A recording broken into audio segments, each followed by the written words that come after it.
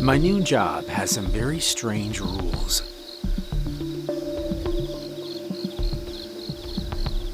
I remember my first day as a school bus driver. Even back then, I knew how important this job was. And then I found out what happened to the kids on bus 10. And that's when I realized that following the rules can be the difference between life and death. It was my first day of the new gig. I was sitting in the driver's seat of bus number 9 at the depot. I was feeling a weird mix of excitement and nerves. You see, I used to be a paramedic. Yeah, rushing into chaos, saving lives, the whole shebang. But after years on the job, seeing things you can't unsee, I needed a change. Something, less heart-pounding. Plus, with my kid off to college, the house was just too quiet. I missed having him around. The laughter, the endless questions, all the dinosaur talk, that sort of thing. So when the school district posted a job for a bus driver, I thought, why not? Kids are cool, and how hard could driving a bus be? So I sat there checking out the bus controls, and that's when Mr. Harlan, the guy I was taking over for, got on. He was this tough, lean guy who'd been driving longer than I'd been in emergency services. But his eyes were kind, like he'd been through everything and still managed to keep his smile. "Joey, right?" he said. "Yeah, that's me," I replied, shaking his hand. "I'm excited to start. Got any tips for a newbie?" Mr. Harlan nodded. He took a seat next to me as his gaze drifted over the bus, as if saying goodbye to an old friend. "This job, it's different, Joey. It's not just about getting from point A to point B. These kids, they become yours in a way. You're the first hello and the last goodbye. It's important, he said. I nodded, understanding more than he realized. Being a paramedic taught me about how fragile life was, how important every hello and goodbye was. Then he leaned closer as he lowered his voice. "There's something else," he added, taking a folded piece of paper from his jacket. "Bus number 9, it's different, and there are rules. Stick to them, protect the kids, and you'll be okay." I laughed. "What kind of rules can a bus have?" I asked. Mr. Harlan didn't laugh, though. Instead, he unfolded the paper and handed it to me. "Memorize these. I'm not joking, Joey. I've driven this route for over 20 years. These rules, they're not official. They're not something the district will tell you. But they're important. Follow them, and you'll avoid trouble." I took the paper, full of curiosity. The rules were weird, to say the least. Number 1, never look in the rear-view mirror when the bus is empty. Number 2, on rainy days, do not pick up any kids you don't know. Number 3, remember every child's name. Number 4, only let 3 children in on stop 8. Number 5, do not accept gifts from the children. Number 6, have the last child on the bus lie down until they leave.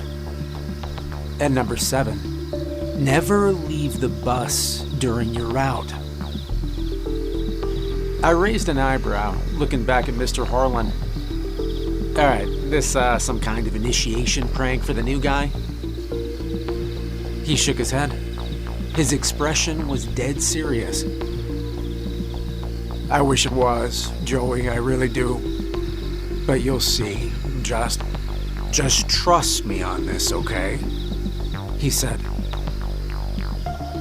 There was a weight in his voice, a sincerity that you couldn't ignore. I nodded, folding the paper and tucking it back into my pocket. "All right, Mr. Harlan. I'll take your word for it," I said.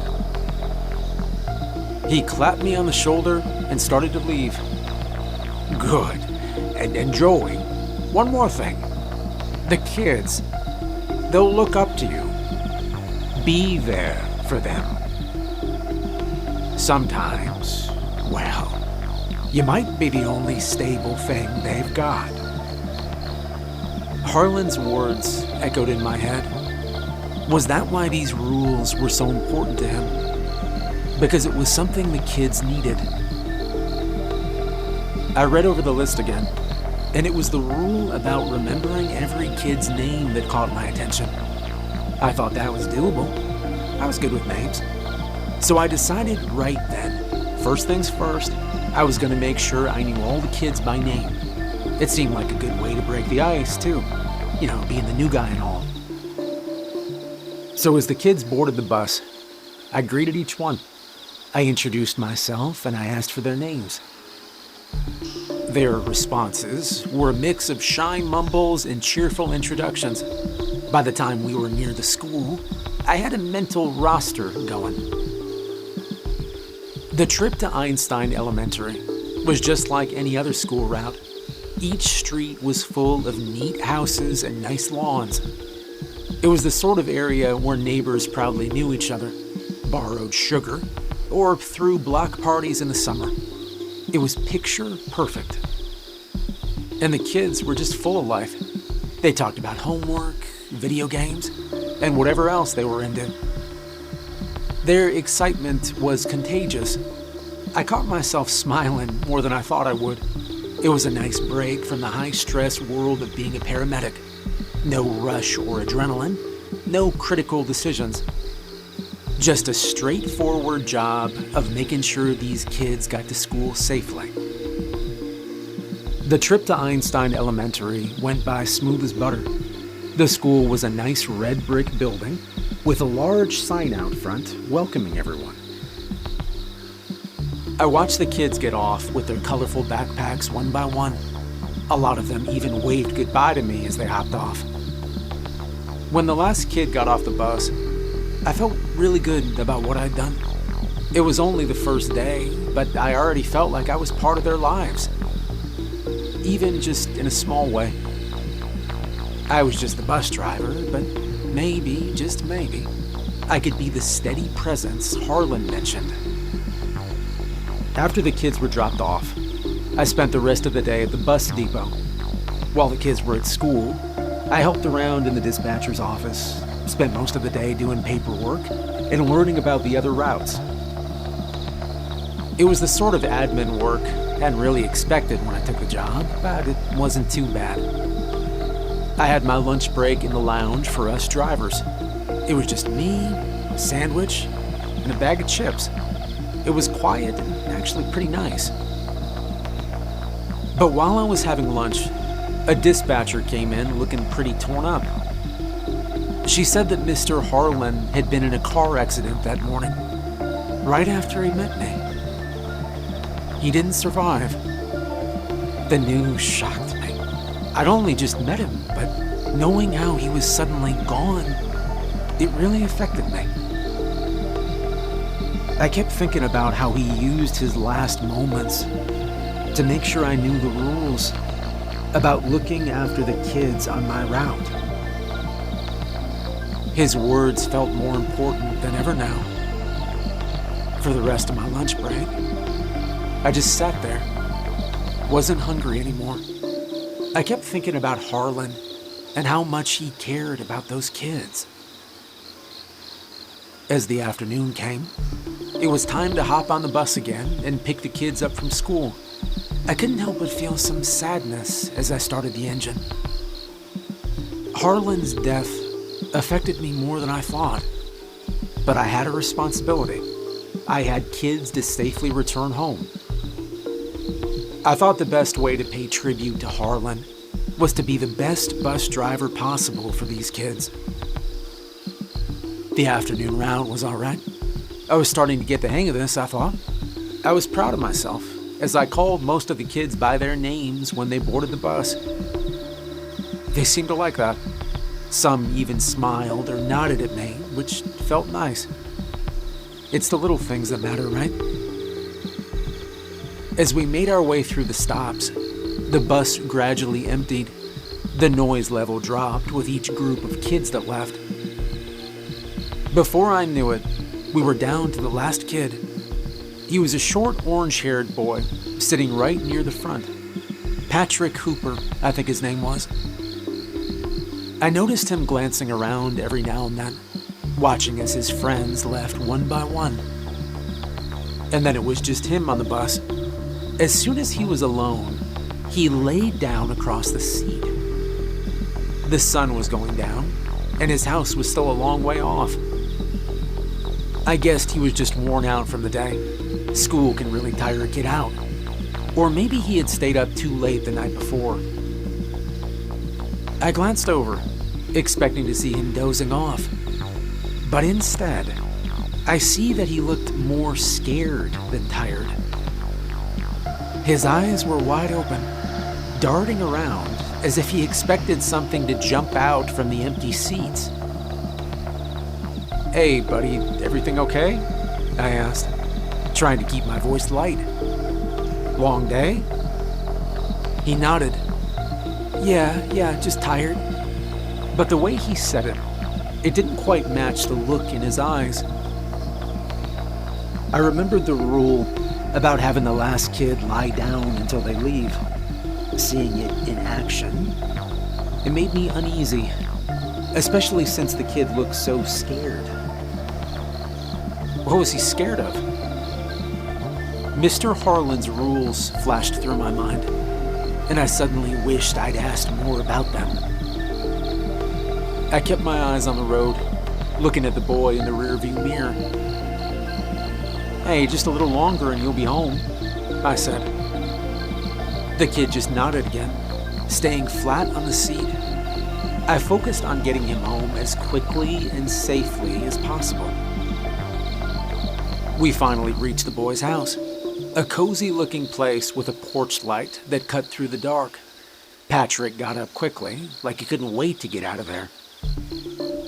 "Thank you, Mr. Joey," he said. As he stepped off the bus, he paused and looked back at me. I hope that Mr. Harlan didn't feel any pain, and that he's watching over the bus now."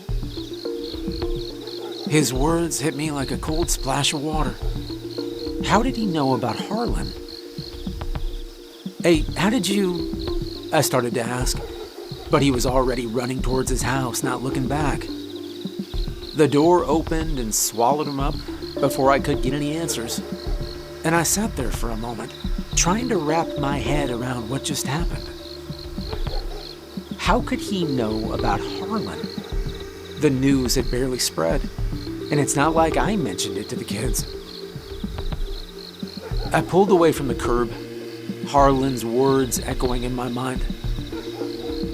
I couldn't shake the feeling that maybe Harlan was still keeping an eye on things. Or maybe it was the kids' way of dealing with the bad news. The drive back to the depot was dead quiet. I kept thinking about the boy's words, about Harlan, and about the list of rules in my pocket.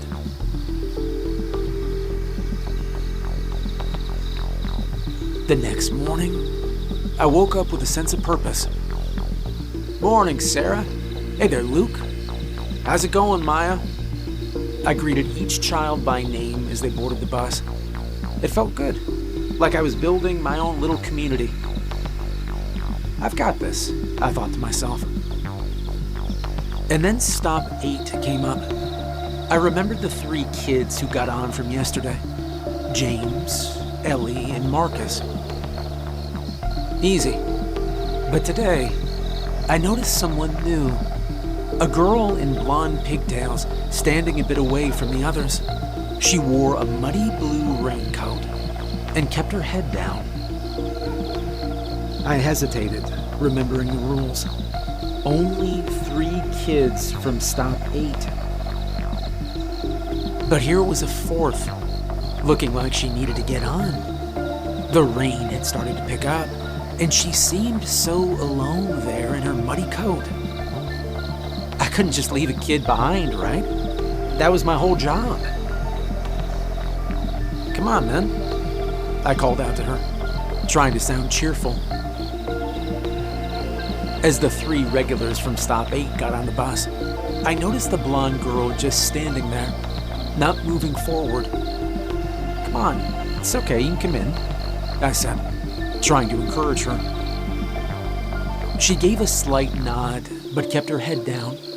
She slowly made her way onto the bus. That's when Patrick spoke up, the orange-haired kid from yesterday. Mr. Joey, you have to close the doors and drive. Now, he said. He sounded worried and scared. The bus filled with loud cries as the other kids started to panic too. Go, go, they yelled, some standing, some holding onto their backpacks as if they were the only thing keeping them safe. The noise level rose as kids started to talk over each other, some crying, others yelling at me to go. Confused by the commotion, I began to calm Patrick and the rest down.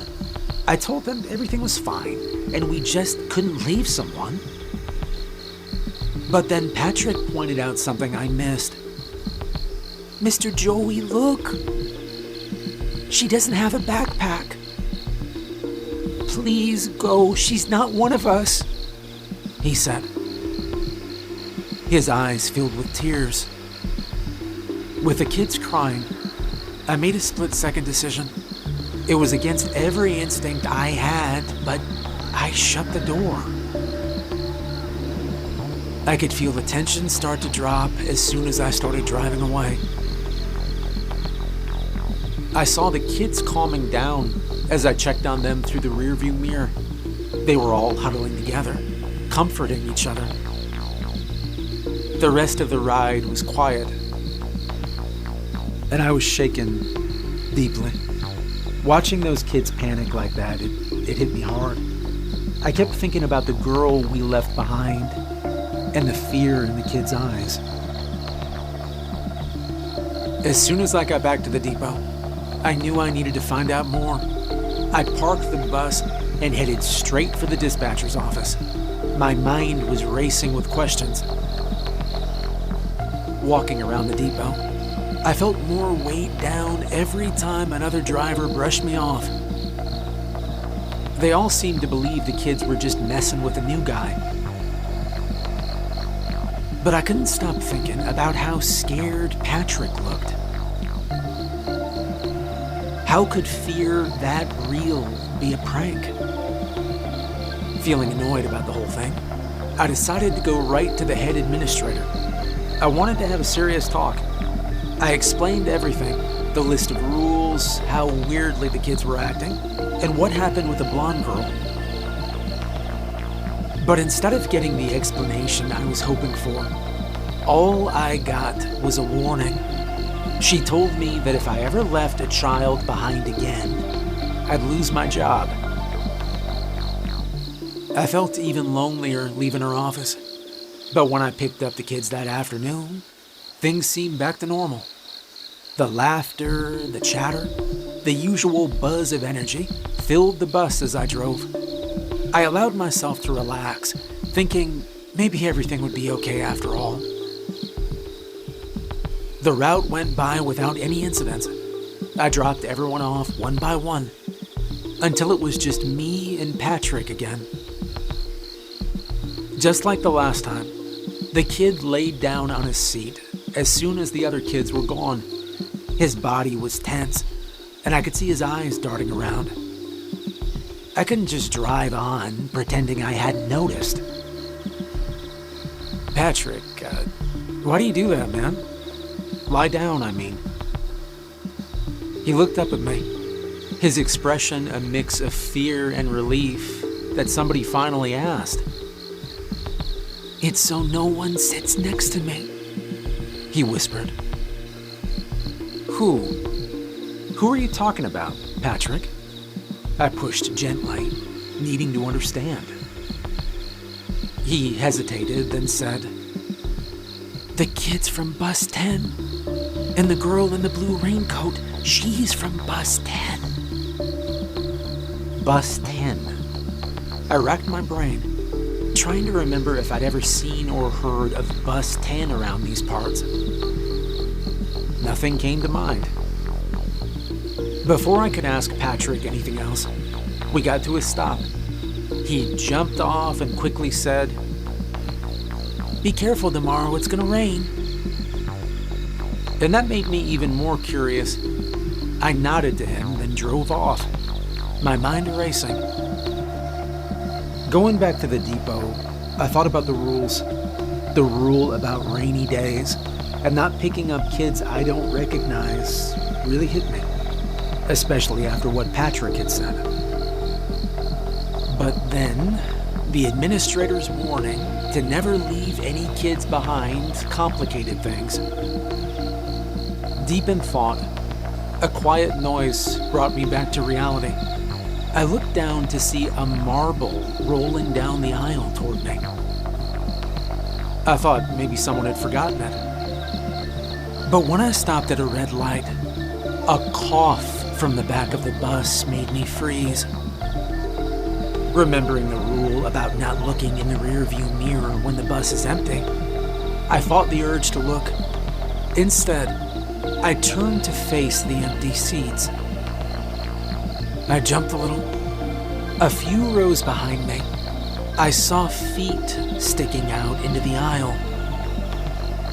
I was certain it was a kid, but it was someone I didn't recognize. I could see how thin and pale their legs were. "Hey there, you missed your stop, bud? I'll take you back," I said. But something wasn't right. As my eyes adjusted to the dark, I realized the kid wasn't wearing shoes. Their feet were bare, but they were so caked in mud, it was hard to tell at first. Something about it seemed very off. I couldn't just head back to the depot with the kids still on the bus. I had to bring them home. So I pulled over to the side of the road, leaving the engine running quietly as I got up to check. As I walked down the aisle, my steps felt heavy. When I finally got to where the kid was sitting, my heart stopped. There was no kid, just an empty seat covered in mud. And sitting in the middle of it was a neat pile of marbles stained with blood. Getting home later, I just couldn't stop thinking about everything that happened, especially what Patrick said about Bus 10. My curiosity wouldn't let up, so I turned on my old laptop to see what I could find. Pretty soon, I found a newspaper article dating back 40 years. It turns out there was a horrible accident with Bus 10.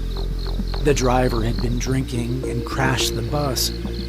According to the report, the bus swerved off the road during a big storm. One child was taken to the hospital. The rest didn't make it. I remembered my days as a paramedic. That sort of thing sticks with you, especially when there's kids. But what really made me think was the rules. How did this all tie together? And why is my bus the only one that has them?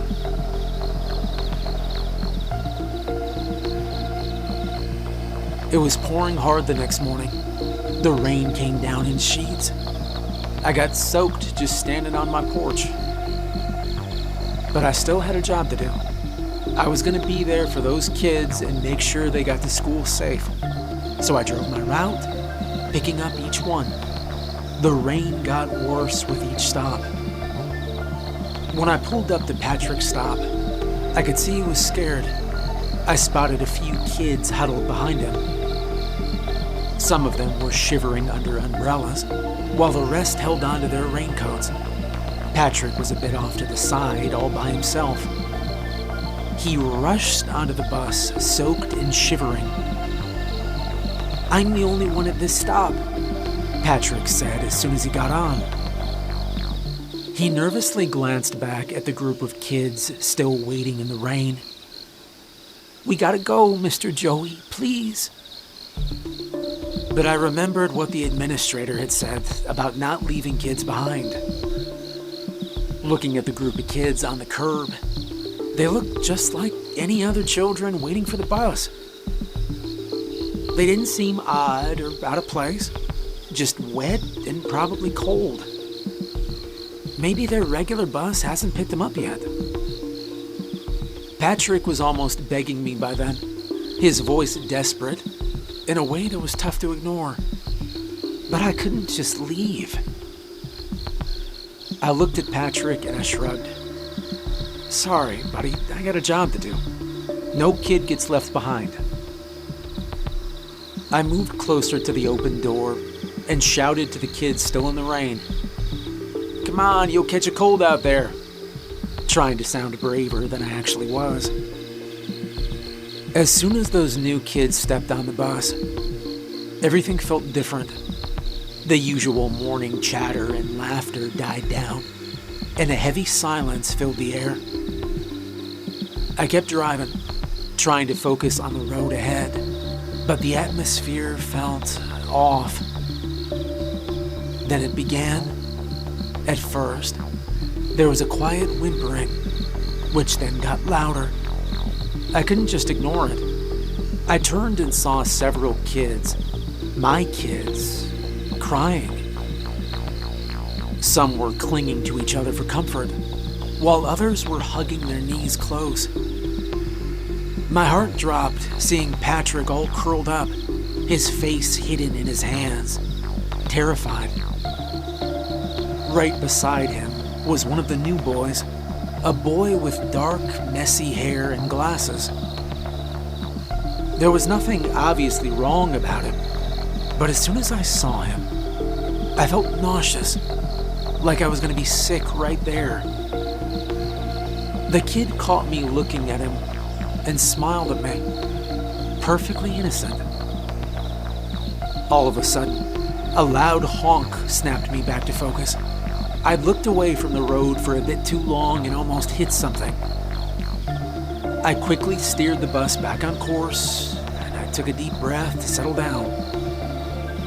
Okay, that was way too close. I knew I couldn't get distracted again, especially not while driving. The crying from the back didn't stop though. The drive got harder every minute. The rain was pouring so heavily, it felt like trying to look through a waterfall, even with the windshield wipers going full speed. Behind me, the crying had turned into loud sobs. It was tough to listen to, especially since I couldn't do much about it while needing to stay focused. But among the crying, I started hearing whispers, the kids saying things to each other like, "Don't look, just don't look at them," and "You won't get taken if you just close your eyes." It made no sense, but the fear in their voices was real. And then, in the middle of all the panic and crying, somebody started laughing. It felt so sudden and out of place, I just had to look. The new kid with dark hair was laughing quietly. In another situation, it might have been calming, but right then it just seemed wrong. He was gently touching Patrick's hair. Patrick, meanwhile, stayed curled up, resembling a frightened animal more than a child headed to school. Looking at the boy made me feel dizzy again, so I turned my eyes back to the road. As I did, I heard a kid yell out, "I don't want to die," coupled with more loud sobbing. That was it for me. Hey, nobody's gonna die, especially not from a little rain. I said, a bit louder than I meant to. That's when Patrick finally said something. "How much longer till we get to school, Mr. Joey?" he asked. That's when I realized the drive was dragging on. We should have been at school by now. "Where are we now?" Patrick asked next, sounding worried. I wanted to answer him, but I couldn't. I looked out the windows, trying to work out where we were. What I saw made me feel sick. We were still on Patrick Street. That made no sense. I'd been driving for ages, but it looked like we hadn't gone anywhere. Patrick's voice, quiet but urgent, broke through my panic. "Mr. Joey, look at the rearview mirror." And without even thinking, I did. I looked up, and in the mirror, there was something very wrong with the new kids. Their clothes were bloody and torn, glasses broken, missing shoes, ripped out hair. Many had injuries that made it hard to even look at them. Each one was sitting beside one of the regular kids, the ones I recognized. They were the kids who were all curled up or had their faces covered. I saw one of them lean over from the seat behind me, a boy with one green eye left. He smiled, and he placed a bloody stump on my shoulder. I felt something warm running down my shoulder. Patrick's next words came as a whisper, but they hit me like a truck. "After the accident, they didn't scrap the bus, Mr. Joey. They just changed the numbers. This is bus 10, and the kids from that crash. They want it back." Another loud honk pulled my focus from the rearview mirror to the road. I almost clipped the car. How was I still on Patrick Street after driving so long, yet nearly hit another car? And that's when I just knew the kids from bus 10 weren't just here to scare us. They were keeping us stuck on this street in this never-ending rain, trying to make us crash. I tried not to panic. I needed to keep everyone safe. I wasn't going to let any of these kids get hurt because of me. And then suddenly, a figure appeared in the middle of the road. It looked like a man wearing a bright orange raincoat. He was waving both of his arms above his head, as if telling me to stop. I hit the brakes hard just in time. And looking through the rain-drenched windshield, I caught my breath. It was Mr. Harlan. As soon as the bus stopped, Mr. Harlan walked to the door. I opened it quickly, still stunned. He got on, rainwater dripping off him. He went straight to the front and faced the boy sitting next to Patrick. "Scooter, now leave him alone. He ain't yours to take," he said sternly. And then Mr. Harlan looked at everyone else on the bus. "Nice to see you all again. Sorry it took me a while to join you guys," he said. It took me a moment to understand what he meant, and then it clicked. Mr. Harlan, he was the student who survived that crash all those years ago. Mr. Harlan faced the kids from bus 10, speaking in a calm, steady voice. "Let everyone go," he told them. "I'll be the bus driver from now on. So we'll all be together again. And it won't be like the last time.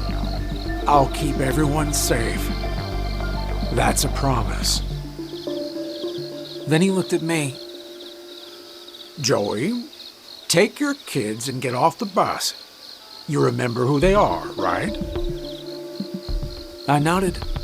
I memorized each of their names like he told me to. I would have done it if no one asked me to anyway.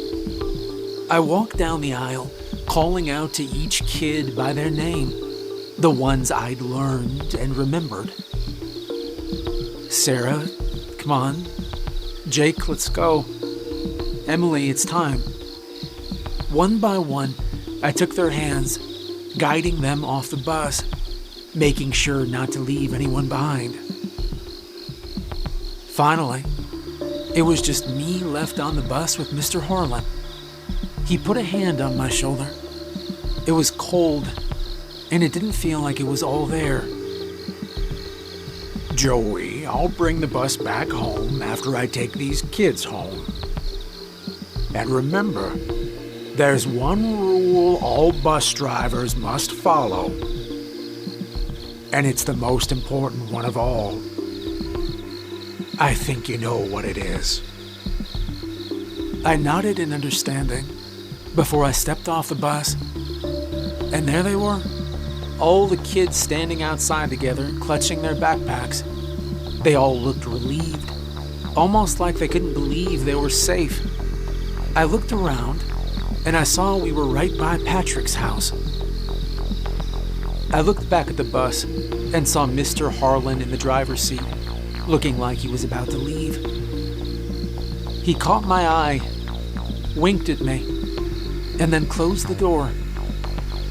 The bus started moving, and I watched as the bus with Mr. Harlan and the kids from bus 10 disappeared into the rainy, dark afternoon. I felt the tug on my arm, and I looked down to see Patrick. "Let's go inside my house to keep warm. Mom won't mind," he said over the rain. I smiled at him, thankful for his help. As we walked towards his house, I took out my phone to start calling some parents. The rain was pouring like it was a hurricane. I had a feeling school was canceled today, but I still had a job to do. I had to follow Harlan's final rule. The most important one of all. Protect the kids.